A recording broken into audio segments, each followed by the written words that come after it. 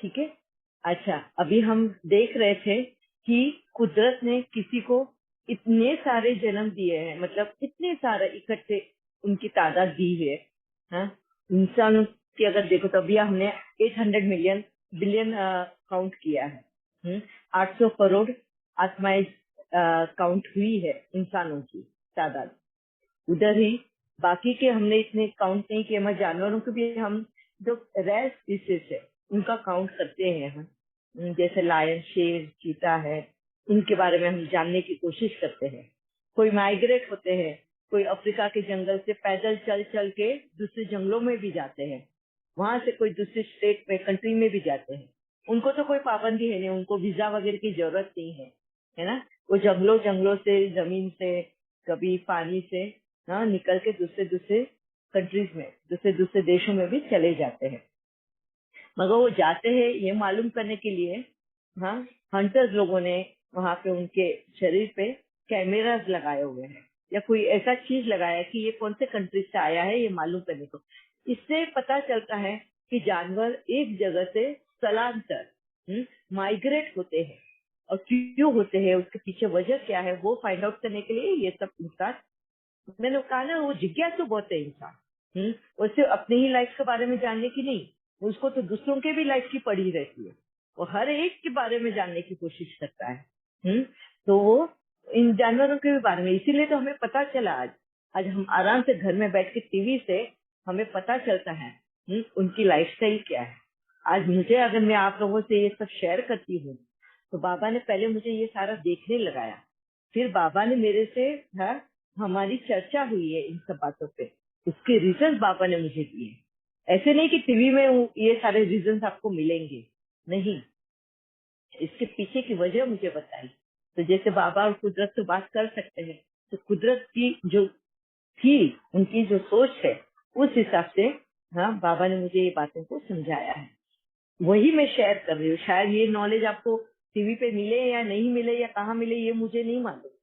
मैं, जो मुझे बाबा ने ये नॉलेज दी है, वो मैं शेयर करना चाहती हूँ। ठीक है, कि क्यों चिटियां इतनी सारे अंडे, इतना सा शरीर, और इतने सारे अंडे वो दे सकती है? और हम इतना बड़ा शरीर लेके सिर्फ एक वक्त पे एक ही बच्चे को जन्म देता है, वो भी 9 महीने लगाते हैं। इतनी बनावट में इतना वक्त लगता है? और वापिस से हमारा बच्चा जब जन्म लेता है तो उसको 9 से, हाँ, 1 साल लग जाता है खड़ा होने को अपने पैरों पे, और बाकी के जानवरों को 1 घंटा। काऊ जो है, जैसे मैंने स्टार्ट में बताया, काऊ को वो भी 9 महीना लेती है अपने बच्चे को पेट में बनने के लिए, और उसका बच्चा 1 घंटे में खड़ा हो जाता है। तो क्या वजह है इसके पीछे? कुदरत का ये क्या खेल है? क्यों उसने हर एक का वक्त तय किया हुआ है अलग अलग? क्यों इनके इतने जन्म होते हैं? इन्होंने क्या हेल्प किया है? अब यहाँ पे वही क्वेश्चन का आंसर दे रही हूँ। क्यों ये मांसाहारी एंड शाकाहारी 2 टाइप के जानवर रखे हैं? सिर्फ ये 2 ही टाइप नहीं है, मांसाहारी है, शाकाहारी है, और दूसरे है पैरासाइट, स्कैवेंजर्स एंड पैरासाइट। अभी इसको हिंदी में क्या बोलते, मुझे नाम पता नहीं, अगर किसी को पता हो तो मुझे बता देना। हाँ, स्कैवेंजर्स है एक, कीटाणु और खाने वाले, शायद जो कीटाणु नहीं खाते नहीं, हैं। परभक्षी ना, नहीं, परभक्षी नहीं बोल सकते हैं। पैरासाइट मतलब जैसे जुए होती है। नरभक्षी, नरभक्षी। नहीं, नरभक्षी है ना, इंसानों को खाने वाला। परजीवी, परजीवी। हाँ, परजीवी। हाँ, पर पैरासाइट है ना, परजीवी, मतलब वो किसी को मारते नहीं है, सिर्फ खून चूसते हैं। जैसे जुए होती है, मच्छर होते हैं, हाँ, मक्खियां है, दूसरे है ना जो सिर्फ बैट, हमने बैट के ना, चमगादड़, ये सिर्फ खून चूसेंगे, उनको मारते नहीं है, हाँ? खून चूस के अपना पेट भरते हैं, इसको पैरासाइट बोलते हैं। वो दूसरों के शरीर पर पनपते हैं, हाँ? उनको खाते नहीं है, खत्म नहीं करते। और एक होते हैं स्कैवेंजर्स। स्कैवेंजर्स है ना, वो खुद किसी का, हाँ, किसी को मारेंगे नहीं, वो मरे हुए जीव है ना, उसके ऊपर जिएंगे। जैसे सियार है, मतलब फॉक्स, वुल्फ, हाँ, वल्चर्स, ईगल, ये सारे जो है, चूहे भी है, और ऐसे बहुत सारे जानवर हैं, मगर ये मैं कॉमनली बताती हूँ आपको। ये क्या करते हैं स्कैवेंजर्स, जैसे लायन टाइगर्स ने अपना शिकार किया, उन्होंने अपना खाना खा लिया, वो शिकार खा लिया, जितना पेट भरना था भर लिया, ठीक है। उसके फुल फैमिली ने पेट भर लिया, मतलब शेर है तो शेरनिया भी है उसके साथ में, उसके बच्चे भी है, वो सब मिलकर खा लेते हैं एक जानवर को, ठीक है। मगर उसमें भी फिर भी बच जाता है, जो भी कुछ टुकड़े वगैरह सब कुछ जो भी बचते हैं। फिर आता है मौका ये सियार और लोमड़ियों का। फिर सियार और लोमड़ी आती है, जो बचे हुए चीजें हैं वो लोग वो खाते हैं। और उसमें भी जब बच जाते हैं, उसके साथ में वल्चर्स भी आते हैं। वल्चर्स यानी गिद्ध, गिद्ध है, गीदड़ है, ये सारे स्कैवेंजर्स है। ये उन बची हुई चीजों को खाने के लिए आते हैं। फिर उसमें से भी ये लोग जो खा सकते हैं खा लेते हैं, उसमें से भी जब बच जाता है, हाँ, फिर ये कीटाणु आते हैं। छोटे छोटे जो कीटाणु है उसके अंदर वर्म्स होते हैं, हाँ, मिनीगेट्स बोलते हैं ना, छोटे छोटे रेंगने वाले कीड़े बोलते हैं उसको, वो उसमें आ जाते हैं। बैक्टीरिया का जन्म होता है, उसको खत्म ये करने को, सड़ाने के गलाने के लिए काम आता, वो यूज होता है वो बैक्टीरिया और वो सब, फिर वो खत्म करती है। बच जाता है लास्ट में हड्डियां। हड्डियां कोई भी लिविंग बीइंग नहीं खा सकता है, कोई भी जीवाणु जो है वो हड्डियों को पचा नहीं सकता, हाँ, ये कुदरत का है। आपने कभी सुना है किसी को, कुत्ते को भी चूसते देखा है हड्डी को, वो हड्डी खा नहीं सकता। कोई भी लिविंग बीइंग हड्डियों को चबा नहीं सकता है, डाइजेस्टिंग कर सकता है अक्खा। जैसे फॉर एग्जाम्पल सांप को देखो, सांप जो होता है पूरे जानवर को निगल लेगा, है, निगलने के बाद में उसको पूरा अंदर के अंदर, पेट के अंदर उसको दबोच के उसके अंदर का सारा जो उसको चाहिए होता है, वो पेट जो मांस वो सब ले लेता है, और बाद में वो पूरा जानवर वैसा का वैसा उगल देता है। उसमें वो हड्डियों को पचाने की ताकत किसी में भी नहीं होती है। इंसान भी अभी खाना सीखा है तो देखा होगा, हड्डियां निकाल कर फेंक देगा, कोई भी जानवर। मगर ये हड्डियों को पचाने की ताकत किसकी है? सिर्फ मट्टी को। ये हड्डियों को मट्टी में वापस से बनाने की ताकत सिर्फ, हाँ, मट्टी को है, हड्डियों को मट्टी में बनाने की। और वो केमिकल्स होते हैं, हाँ, सल्फर, फॉस्फेट, हाँ, ये सारे केमिकल्स उन हड्डियों को गलाते हैं, ठीक है। ये कुदरत ने बहुत ब्यूटीफुल तालमेल बिठा के रखा है हर चीज के लिए, हर एक का खाना रखा है, हर एक को उतनी क्षमता भी दी है कि तुम अपना खाना ले सको, ढूंढ सको, खा सको। मगर हर एक छोटे से छोटे कीटाणु क्यों ना हो, पर हर एक को मेहनत करने सिखाया है। मेहनत से ही तुम्हें खाना मिलेगा। सिंपल से तुम बैठोगे और बोले कि मुझे खाना लाकर दो, तो नहीं हो सकता। हर एक को मेहनत करनी है अपना खाना कमाने के लिए। ये कुदरत ने ये नियम रखा हुआ है हर एक के लिए। फिर वो छोटी सी चींटी ही क्यों ना हो, या छोटा सा बैक्टीरिया ही क्यों ना हो, उसके लिए भी, उसको भी अगर खाना चाहिए तो उसको मेहनत करनी है उस खाने के लिए, ठीक है। हम पानी के अंदर भी जीवाणु बोलते हैं ना, हमें आंखों से तो दिखते नहीं, उसमें काफी जीवाणु होते हैं, मगर वो भी पानी में पनपते हैं। अगर पानी स्टेगनेंट हो जाए, एक जगह जमा हो जाए, तो देखना कैसे स्मेल, गंदे बदबू आने लग जाती है। क्यों आती है? क्योंकि ये जो जीवाणु होते हैं ना, बहुत छोटे, जो हमसे आंखों से भी नहीं दिखते हैं, उनका जन्म मरण का चक्कर बहुत फास्ट होता है। अगर वो जन्म मरण के चक्कर में इतना फास्ट, मतलब एक एक मिनट, दो दो मिनट में जन्म होता है, मरण होता है, एक दो मिनट की भी उनकी लाइफ होती है। और ये लाइफ बहुत फास्ट होने की वजह से, उसमें जो उनके शरीर जो होता है, वो गलता है, और वो गलने की वजह से, वो गलने का जो स्मेल आता है ना, इसके उसकी वजह से वो पानी में स्मेल आता है, बदबू आने लग जाती है। तो ये जो पानी में जो केमिकल्स होते हैं, ये हेल्प करते हैं उनको गलाने के लिए, उनके शरीर को गलाने के लिए ये पानी के केमिकल्स हेल्प करते हैं।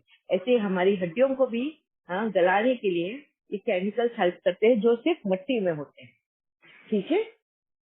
अच्छा, अब ये तादाद क्यों इतनी ज्यादा है? जैसे मैंने कहा, स्कैवेंजर्स, पैरासाइट, हर्बीवरस, कार्निवरस। ये 4 टाइप के, जहां तक मेरी नॉलेज है मुझे ये 4 पता है। अगर इससे ज्यादा होंगे, किसी को पता है जिसने ज्यादा स्टडी किया हो इसके ऊपर, तो बात अलग है। ठीक है, अभी इनमें भी हाँ सब में एग्जाम्पल्स रखे हुए हैं। अगर वनस्पति में भी देखेंगे तो मशरूम है ना, हाँ मशरूम सबको पता होगा। वो अपना खाना खुद नहीं बना सकता। वो पैरासाइट है, वो है वनस्पति मगर पैरासाइट है। वो दूसरे वनस्पति से हाँ अपने लिए खाना लेता है और उन दूसरे वनस्पति के ऊपर ही वो पनपता है। हाँ? वो अपना खुद का खाना नहीं बना, बाकी के वनस्पति जो है वो खुद अपना खाना बनाती है, मगर मशरूम जो है वो दूसरे वनस्पति के ऊपर जिंदा रहती है। इसके लिए बहुत बार स्पेशली जैन का भी मैंने देखा है कि वो लोग मशरूम नहीं खाते हैं। क्यों? क्योंकि उसको पैरासाइट बोला गया है। जो वनस्पति दूसरों के ऊपर जी रही है, दूसरी इसके ऊपर जी रही है, उसको खाना नहीं है, नहीं तो हमारी मच्छी भी वैसी हो जाएगी। ऐसा सोच है उनका, मगर ऐसा नहीं है। ठीक है, वैसे ही जानवरों में भी ये पैरासाइट्स मतलब जुए है, मच्छर है, मक्खियां है, खटमल है, ये जो दूसरे जीवों का खून चूस के जो जिंदा रहते हैं उनको पैरासाइट्स बोला जाता है।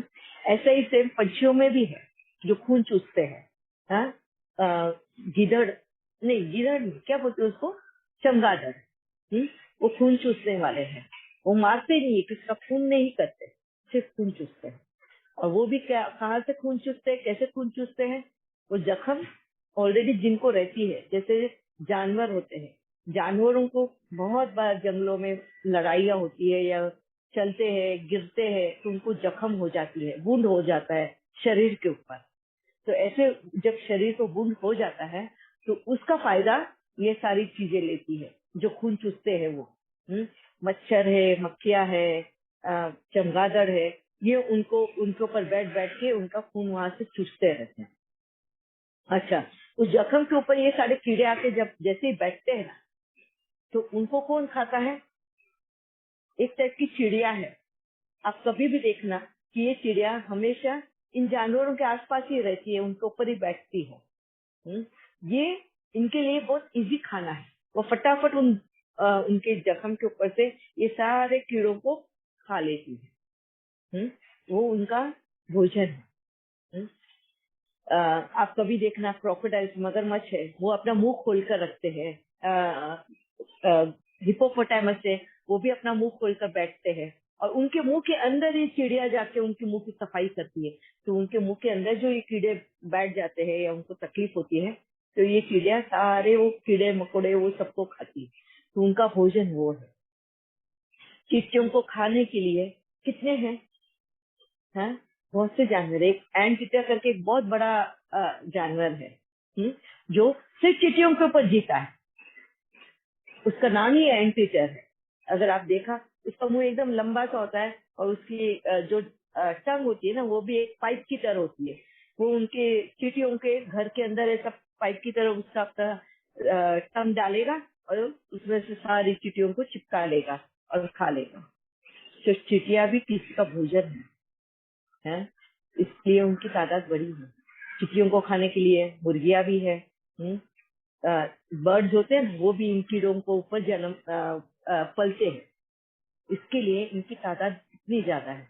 ये जन्म मरण का इनका साइकिल भी बहुत फास्ट होता है। एक वक्त में वो इतने सारे अंडे भी देती है, इतने सारे जन्म भी होते हैं, इतनी जल्दी खत्म भी होते हैं। ये किसी और का भोजन है, इसलिए इनकी तादाद ज्यादा है। ऐसे ही क्या बोलते हैं उसको, मांसाहारी जानवर वो बहुत कम है। शाकाहारी जानवर बहुत ज्यादा है, मगर मांसाहारी जो है वो एक वक्त पे, उनको भी कुदरत के नियम के अनुसार एक वक्त पे एक ही जानवर को मारना है। जितना उनको जरूरत है उतना ही मार सकते हैं। वो अगर मारने मतलब वो मांसाहारी है तो कितने भी जानवर आएंगे, जितने जानवर है उनको सबको मार देंगे, ऐसा नहीं है। आज के तारीख में भी वो ऐसा नहीं है। कलयुग जो है सिर्फ इंसानों के लिए है ना?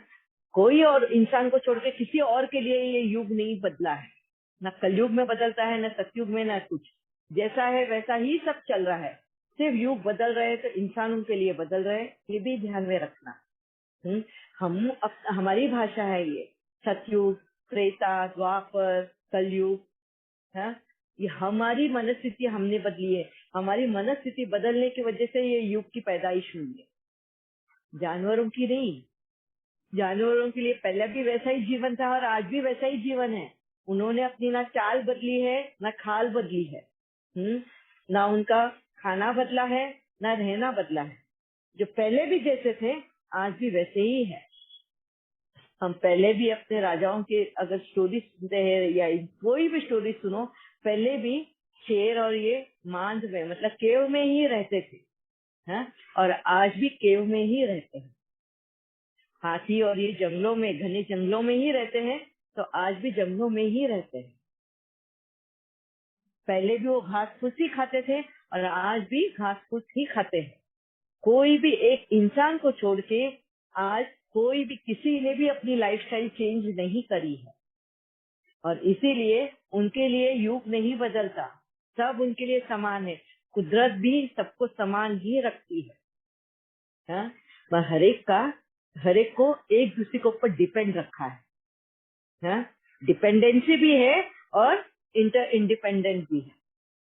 इतना ब्यूटीफुली बैलेंस किया है कुदरत ने। जितना तुम कुदरत को समझने की कोशिश करोगे ना, उतना ही तुम अपने आप को समझोगे, तुम्हारा रोल समझ पाओगे इस दुनिया में आने का, कि तुमने क्या करके रखा है। हमने किसी का भी जीवन दुश्वार तो किया ही है, बहुत कुदरत को नुकसान पहुंचाया है। हमारी वजह से हमने इन पशु पक्षी जानवरों का जीवन दुश्वार करके रखा है, मतलब मुसीबत भरा बना के रखा है। और कैसे बनाया है वो बताएंगे। पर फिर भी इतना करने के बाद भी कोई भी कंप्लेन नहीं करता, है? किसी ने भी कंप्लेन नहीं की, किसी ने भी गुहार नहीं लगाई परमात्मा के पास से।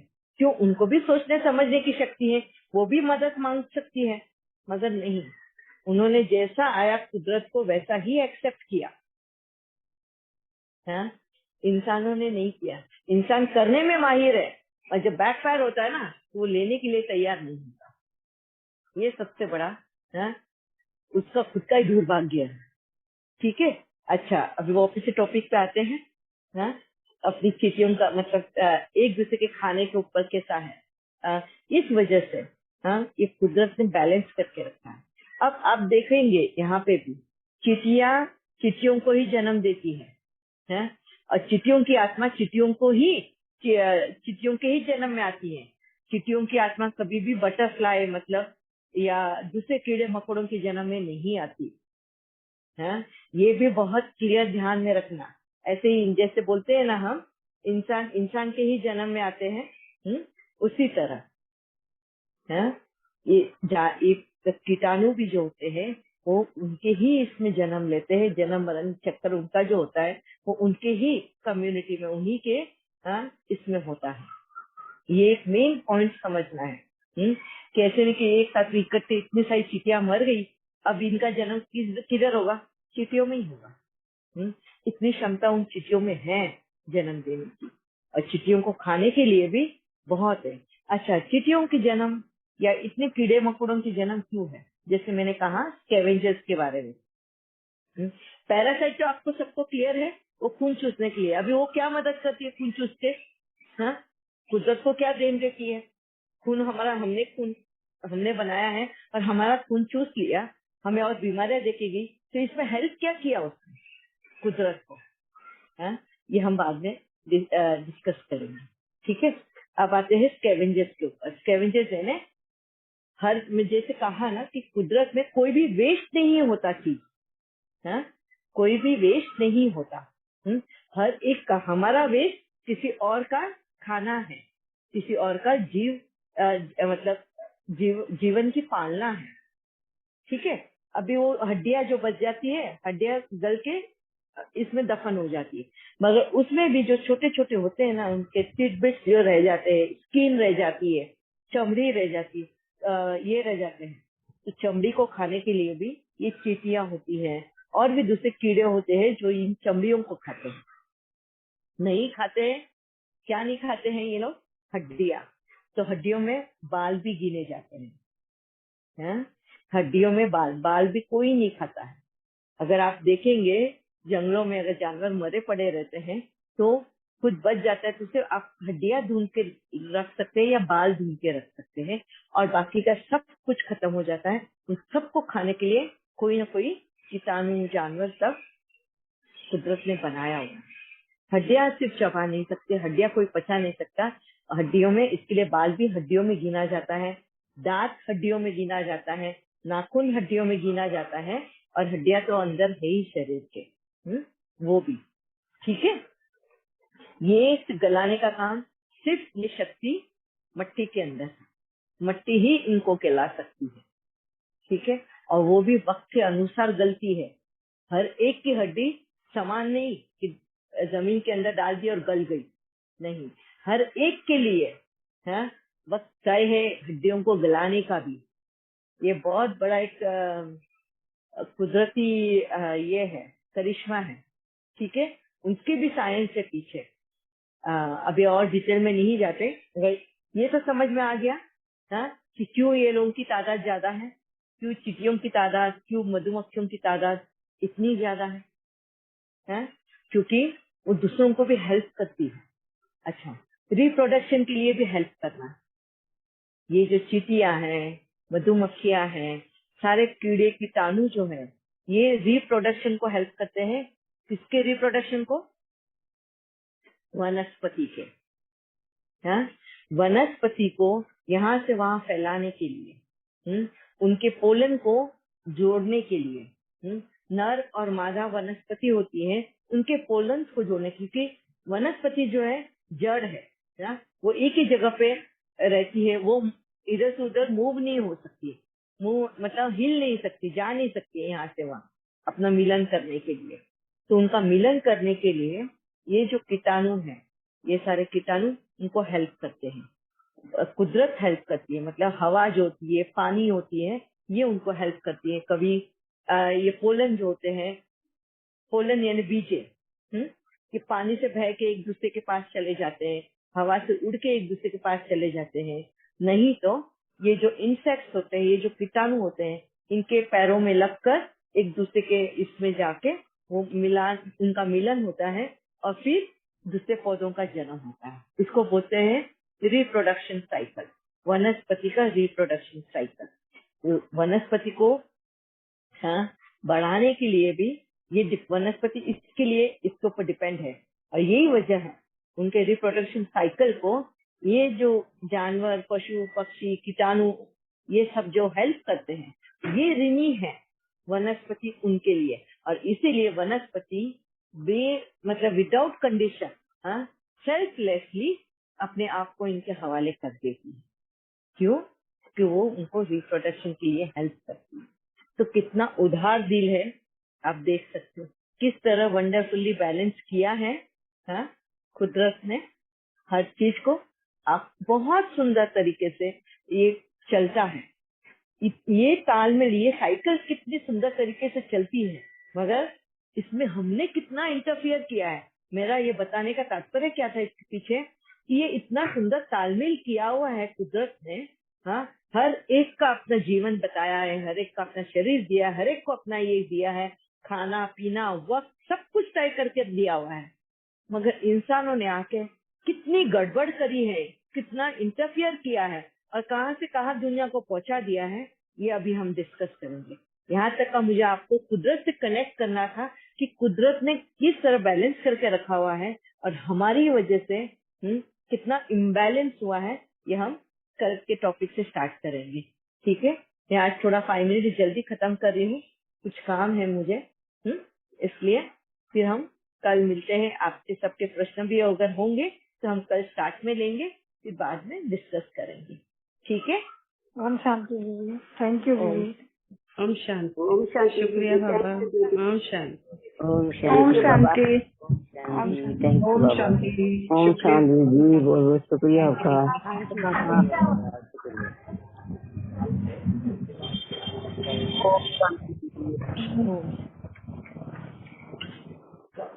ओम शांति।